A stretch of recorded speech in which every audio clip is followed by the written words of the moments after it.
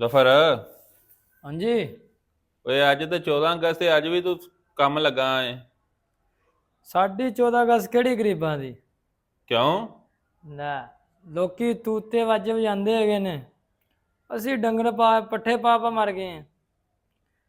ਤੇ ਗਰੀਬ ਹੋਣਾ ਵੀ ਕੋਈ ਨਹੀਂ ਚੰਗੀ ਗੱਲ ਹੈਗੀ। ਤੇ ਭਾਈ 14 ਅਗਸਤ ਤੇ ਉਹਨਾਂ ਦੀ ਹੈ ਨਾ ਜਿਹੜੇ ਤੂਤੇ ਵਾਜੇ ਵਜਾਉਂਦੇ ਨੇ। ਨਾ ਸਾਨੂੰ ਕੋਈ ਲਾਈਕ ਕਰਦਾ ਤੇ ਨਾ ਕੋਈ ਫੋਲੋ ਕਰਦਾ ਵਾ। ਉਹ ਤੂੰ ਪਰੇਸ਼ਾਨ ਨਾ ਹੋ, ਤੈਨੂੰ ਲਾਈਕ ਵੀ ਕਰਨ ਦੇ, ਤੈਨੂੰ ਫੋਲੋ ਵੀ ਕਰਨ ਦੇ, ਤੇ ਤੂੰ ਆ ਛੁੱਟੀ ਕਰ ਲੈਣੀ ਇਹ। ਬਸ ਉਹ ਜਿਹੜੇ ਮਾਲਕ ਹੈਗੇ ਨੇ ਉਹ ਛੁੱਟੀ ਨਹੀਂ ਦਿੰਦੇ। ਉਹ ਕਹਿੰਦੇ ਨੇ ਕੋਈ 14 ਅਗਸਤ ਨਹੀਂ, ਹੂੰ। ਤੁਸੀਂ ਕੰਮ ਕਰਨ ਆਏ ਹੋ ਤਾਂ ਕੰਮ ਕਰੋ। ਨਹੀਂ ਯਾਰ, ਸਾਲ ਬਾਅਦੋਂ ਤੇ ਇੱਕ ਦਿਨ ਆਉਂਦਾ ਵੇ। ਨਹੀਂ ਭਾਜੀ, ਇੱਥੇ ਛੁੱਟੀ ਕੋਈ ਨਹੀਂ ਦਿੰਦੇ ਹੈਗੇ। ਆਂਦੇ ਨੇ ਕੰਮ ਕਰੋ। ਤੇ 14 ਅਗਸਤ ਵਾਹਵਾ ਖੁਸ਼ੀ ਦਾ ਦਿਨ ਹੈਗਾ ਸੀ, ਸਾਡਾ ਦਿਲ ਆਪਦਾ ਕਰਦਾ ਵੀ ਆਹੋ, ਯਾਰ। ਅੱਜ ਮੁਲਕ ਆਜ਼ਾਦ ਹੋਇਆ, ਬਾਹਰ ਹਾਂਜੀ। ਲੋਕੀ ਖੁਸ਼ੀਆਂ ਪੇ ਮਨਾਉਂਦੇ ਨੇ। ਤੇ ਅਸੀਂ ਕਿਹਾ ਚਲੋ ਅਸੀਂ ਵੀ ਮਨਾਵਾਂਗੇ, ਹਾਂ। ਪਰ ਉਹਨਾਂ ਨੇ ਕਿਹਾ ਬਈ ਸਾਡਾ ਕੰਮ ਕਰੋ, ਕੋਈ ਖੁਸ਼ੀ ਨਹੀਂ। ਸਵਾਦ ਆ ਗਿਆ ਭਾਈ।